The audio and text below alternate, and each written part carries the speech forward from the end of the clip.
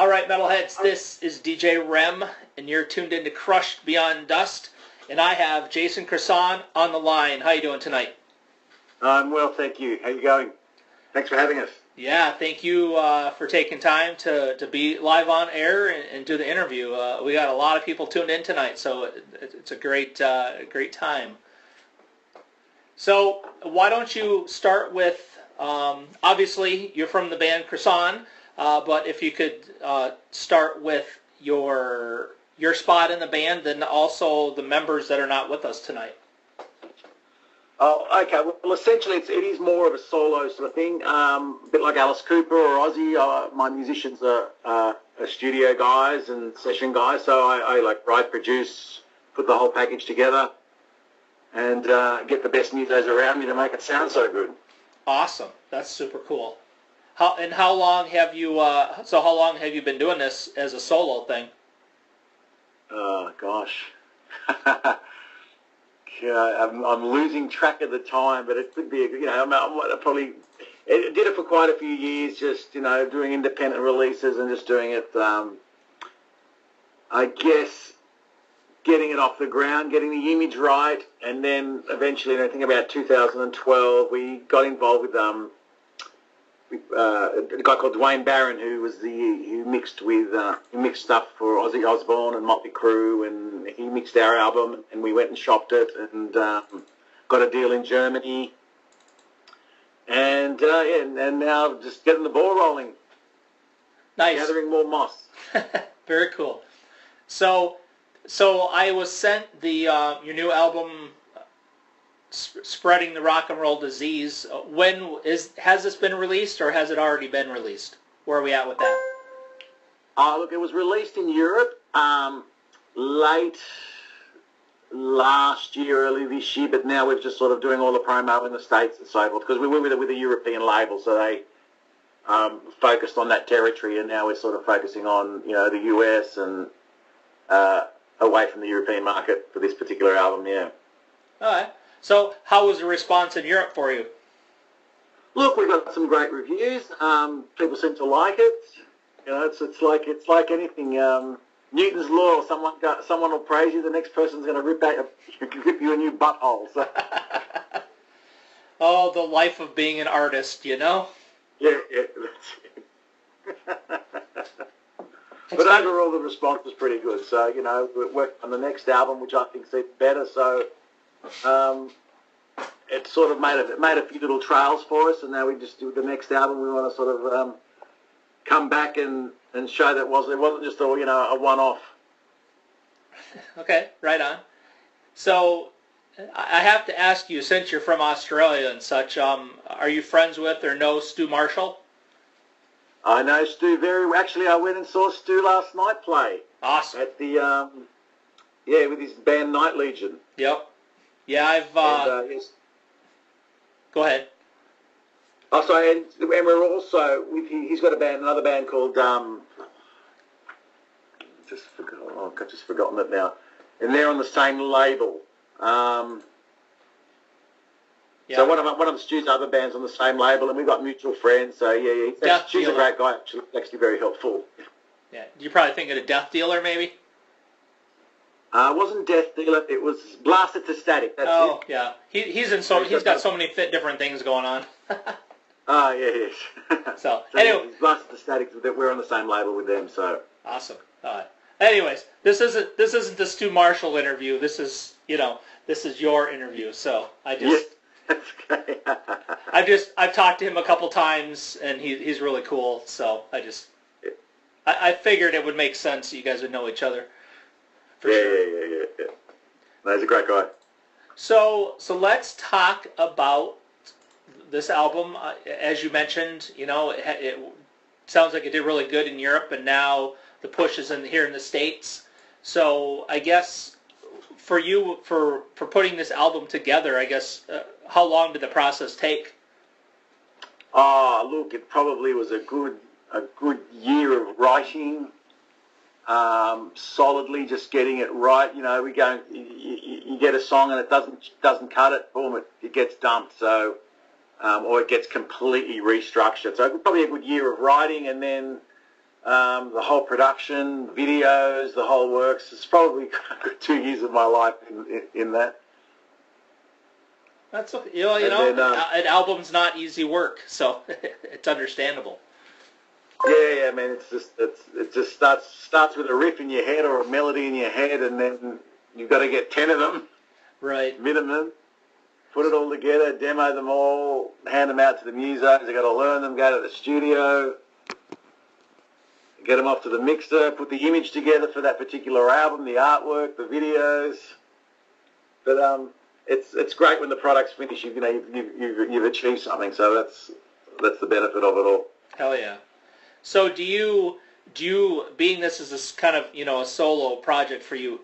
Do you write and do everything yourself, or do you, as you're writing, slowly bring people in to help you with that? How does that work? Look, for this particular album, I write all the lyrics, and I probably write 80% of the music. Then I might take it to someone and say, right, what do you reckon? Can we fix up a bit of this? What do you think should be added there? So I had a sort of a co-writer there. They helped out in a few little things. Might change the middle a little bit, give me some ideas, and then once that's done, we give all the demos to the musos, and they just learn them all and hit the studio and bash it out. Very cool. And then, since this has been put together, have you done any live shows at all? Look, we've been doing a little bit of stuff. We're mainly going to push that now for the new album that's coming out next year. So we're working on putting on a big show for that, and then hitting the road. Cool. So right now I'm looking at the cover art for the album. It's really badass. Who put that together for you? That was a friend of mine called John Cater, who actually co-produced the album with this guy. This guy does everything, and we sort of sat down with a concept and said, right, I want it called Spreading the Rock and Roll Disease. Well, let's put something together, and we played around for a while and came up with that, and away we went. Okay. I have our first question from the chat room on the website for Metal Devastation Radio, and Grace wants to know, if you can write a new tune, what would it be about? Probably should have asked, when you write your next tune, what will it be about? Wow. It just depends on where I'm at the moment. I could be listening to a song and something completely different comes into my head. I've been doing quite a bit of, believe it or not, inspirational stuff. If you listen to stuff like All About the Music and Take Another Shot, I guess it's just where your head is at the moment, at that time. So if you're playing a riff and something's coming in your head, that's pretty much where I am at the moment. I don't sort of see, if I've got a topic that I want to talk about or sing about, I basically Google it and come up with ideas. There's a million different ways to write a song. All right, Metalheads, we are back live with Jason from the band Crosson. Welcome back, my friend. Good to be back. All right. So before Skype decided to be an ass, we were talking about the next. I'm going to rephrase it now. When you write the next song, how will you determine what it'll be about? It just depends what frame of mind I'm in at the time being. Could be anything, whether I'm listening to a song and a riff comes in and a melody comes into my head and then I start playing with it. There's many different ways. Your frame of mind also sort of determines that. The album's got some inspirational stuff, it's got some funny stuff, it's just depends. That's all I can say. Unless I want to pick up on a particular topic, and then I'll research that topic and then write a song based on that. But generally, it's just whatever's coming in my head at the time. So I watched, and when I promoted this interview through the websites and stuff, I one of the videos I posted was for the track Lies, and yes, okay. So I love I love everybody's outfits and just kind of the theatrics to everything. And your outfit is fantastic, dude. Cool. So is that sort of? No, go ahead, please. Go on, sorry. No, I was just saying it all sort of just fit together. It was just one of those weird things that, that works with that works with that. We'll add a bit of red here, boom, it sort of came together. So tell me what's with the hair, and is that real? You'll have to find out about that one. Look, it was, we played with image for a long time, and if you look at some of our earlier stuff, the feedback we were getting was your image didn't suit your music. So we went back to the drawing board on the image and, took a bit from here, a bit from there, a bit from the 80s, a bit from ex-Japan, and it sort of all fitted together and worked well. So yeah, that's where we are now with it, and we're sort of sticking with it. Yeah, no, it's super cool. And I have to say, props to the ladies in the video. They don't hurt it whatsoever. Yeah, well, that's a good reason why we've got them there. They're very appealing to the eye. I was like, this was on purpose. Absolutely. Must be all the Benny Hill I used to watch as a kid, Oh, that's funny. So the other thing that I really, going through, like the pictures and the art and stuff that came with the album, the logo that you have is really cool as well. Who designed that? Wow, that's the logo pretty much is, I designed that at high school, and I said, this is my logo that I want to have when I'm in a band called Crosson, and it sort of stayed. I've had a few little tweaks here and there, but years later I still remembered it. So it all came together, and it's here to stay. So it's something that's been in the woodwork for quite a while. That's cool, and I always like, this is why, and I don't know if everybody asks questions about these things, but that's why I like to ask them, because usually there's some story to and behind them, that most people might not know.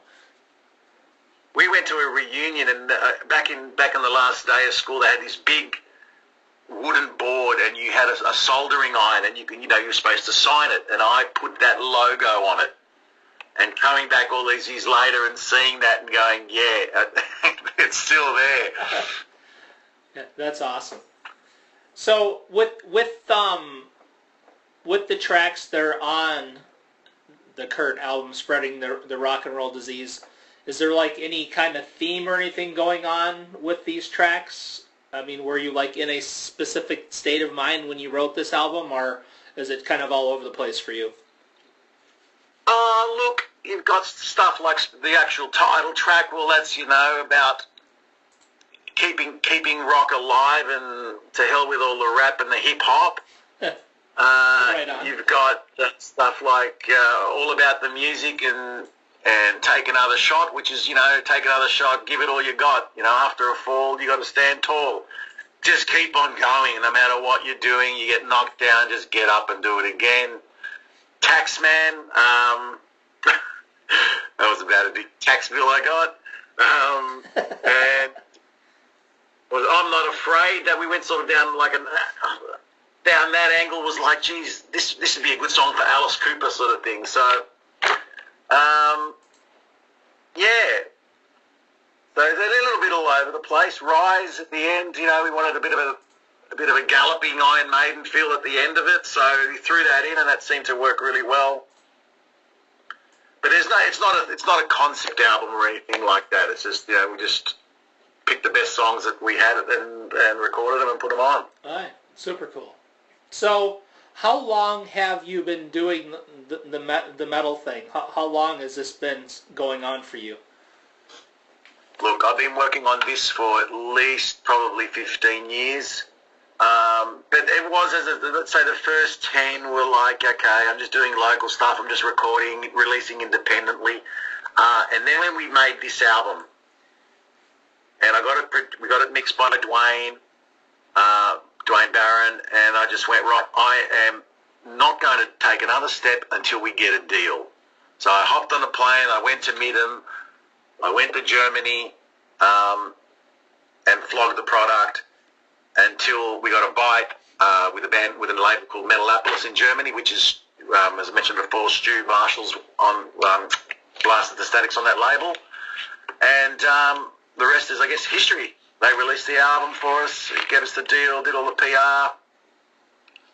And now that that's in place, I guess it was just more of a determination thing. I wasn't going to make anything else until I got a deal. So a lot of time was spent actually getting that deal and meeting with people and, you know, the knockbacks, the no's, and then it was a yes by a really good up-and-coming label. So we're really happy with it. Yeah, no doubt. And I think that's a lesson that a lot of bands out there can learn is you have to go and work hard, and you have to work for that. Nobody's just going to hand that to you, especially not today, you know? Oh, yeah, absolutely. So, look, it's like anything, whether it's music or whatever you're doing, you just got to just barrel through that wall and find a way to hop over it or get through it. And then you hit another wall, and then you're going to go through that one. It's just, but as soon as you stop, that's it. So you can't stop. No matter what you're doing, you just don't stop. And you find a way around it. Yeah, that's a very good, that's a metal way to think. I like it. So back when you started, back in that time, I guess kind of what were influences that got you into music and kind of got you started, back at the beginning? Look, I've always been a big KISS fan. I think that's probably shows by the image and the guitars we're playing and so forth. And then the whole 80s thing, your Motley Crues, your Stripers, your Bon Jovis, your Scorpions, all that sort of era, the Dockins, that was very influential. And obviously we were just trying to sort of keep that sort of melodic, catchy rock alive and add a bit of a new millennium feel to it. Okay. So, you go to these shows and you see all these young kids with wasp patches, and it's just great. Yeah. It's all been passed down. They need to be wearing Crosson patches, don't they? That's it. Better start handing them out, I think. They need to be wearing that to the KISS concert, damn it. Yeah, that's right. throw it in Gene's face. Mm-hmm. Exactly. So, what, again, thinking back, you mentioned, drawing your logo in high school. What kind of bands, what kind of music were you listening to back then?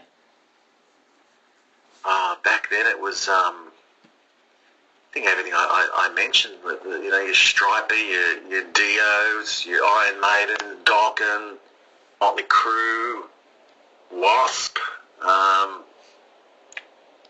anything that had long hair and cowboy boots, I think. There you go. Nice. Okay, this is time to plug yourself. What social networking, what websites, what places can people go to find out more about Crosson? Where can they buy the album? Where can they buy merch? Where are all those places to go? Sure, okay. Well, first step is like us, give us a big thumbs up and like on Facebook, which is Crosson Rock. Then there's our YouTube channel, which is Crosson Rock. And then the website, which is crosson.com.au. But, if you're on Facebook, just give us a like and you'll be updated constantly. Now, to buy the album anywhere online, all online music stores worldwide have got it.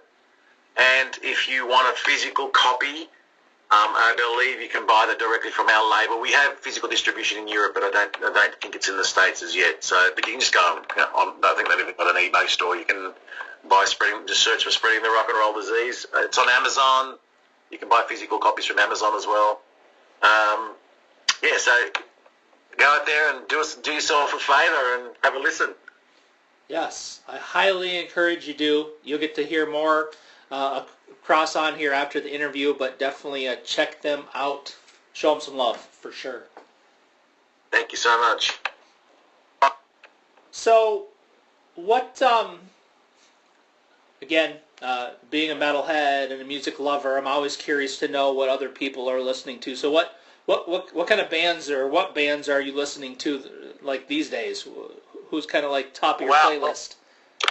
I'm going to open up my Spotify because there's a lot of great European... People say that the genre is dead, but I don't think it is at all, especially in Europe. Yeah, they're crazy. You've got bands like Kiss and Dynamite from Germany, Chakra,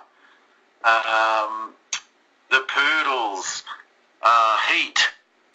It's just Stop. It's just bands like Crystal Ball. It's just Europe is just one big metal festival. It's just so much going on there. And I think people from the other sides of the world don't realise it. When I was at Medium, I had them from South America come up to me and just say that, I'm so upset that this genre is dead. I said, it's not dead. You just don't know where to find it. So there's a lot of... I still listen to the old school, but there's a lot of new bands out there that are just so good. There's actually an online place. They're called the New Wave of Hair Metal, and they push a lot. I think they actually start. I think they're the main guys in the States. It's a Facebook page, and they've really been helping us a lot. And I guess they've classified us under that as well, which is fine with us. So it's the New Wave of Hair Metal, which I think is quite clever. Hey, yeah, no, that works. No, I heard I just was reading the other day, Striper's coming out with a new album here shortly, so. Yeah. I mean, Michael Sweet is just unbelievable, and his voice is still just absolutely amazing. I think he's one of the most underrated singers out there. That could very well be, for sure. I love Striper. And they're still going, which is great, Yeah, I love seeing all these metal bands, especially the ones like from when I was growing up and you hadn't heard anything from them from a while, and now they're kind of coming back, so it's really cool. And they're pulling good audiences too, Yeah, they are. The one thing I wanted to say, the one point you mentioned about, that comment about metal being dead, I'm like, all you have to do is look at some footage from the last Wacken Festival, and I'm sorry, metal is not dead. Absolutely not. Absolutely not. I mean, it's a lot of people are listening to other things, but we had a packed house last night when Stu was playing. It was good to see. Nice. So, how is the scene in Australia, or I guess where your local scene for you? Is it pretty good, or is it a struggle to bring people out? Yeah, look, it's there aren't too many places to play anymore. 10 years ago, 15 years ago, yes, there definitely were. There's probably about 2 or 3 good metal venues in Sydney that pull a crowd. So that's why and plus we're also a small population compared to the States or Germany. So for us, we're suited to probably not the Australian market. We were more suited to Germany, Japan, and and US doing what we're doing. So that's why we were sort of shopped out of our country. Right. So do you have any plans? Which is fun, Yeah. Do you have any plans to come to the US then? We'd love to. Nothing in the works at the moment, but who knows who's listening and wants to bring Crosson out and do some shows. We'd love to come. Yeah, definitely. So spread the rock and roll disease. Exactly. Spread it far and wide, right? Have you ever had any crazy experiences at live shows? Anything you'd like that you'd be happy to mention? Like goats' heads. No throwing goats' heads or anything like that at the moment. Goat heads. Sacrificial lambs or anything like that. No, not as yet, but I'm sure there's plenty of stuff to come. Yeah. Yeah, judging from your video, I think it might work out well for you. Yes, so yeah, everyone check out the videos at Crosson Rock on YouTube. It's you'll see something very different. Yes, definitely check out the videos. Their videos are badass. They're really cool. I mean, the music obviously is the main important part, but the videos are super cool as well. And they were directed by actually a guy called Steve Ravick, who's actually a good friend of Stu's. He used to manage Stu's, one of Stu's earlier bands, but Steve's worked on videos for Doro and Man of War and the Poodles in Sweden. So yeah, that's what it's. He's on board as well. So Steve's a great guy and gave us a bit of a boost as well. Very cool. Okay. Is there anything else you want to make sure people know about Crosson, about you, anything we haven't talked about you want to make sure people know about? Just check us out. Give us a like on Facebook, Crosson Rock. There's a new album coming out early next year, probably around about April, May. So start spreading the rock and roll disease, and we look forward to having you all on board. Yeah, hell yeah. Well, I just want to say big, huge thank you to you for taking time to call in. Greatly appreciate it. I've thoroughly enjoyed this time getting to talk to you and learn about the band and stuff, so thanks again. No, thank you very much for having me. Pleasure's all mine. Okay, very good. Well, the other members that you work with, please give them a shout when you see them. Tell them everyone here at Metal Devastation Radio loves you guys, and we'll continue to play you. Thank you very much. Much appreciated. Well, have a great night, okay? Same. All the best. Take care. Yeah, you too. Bye.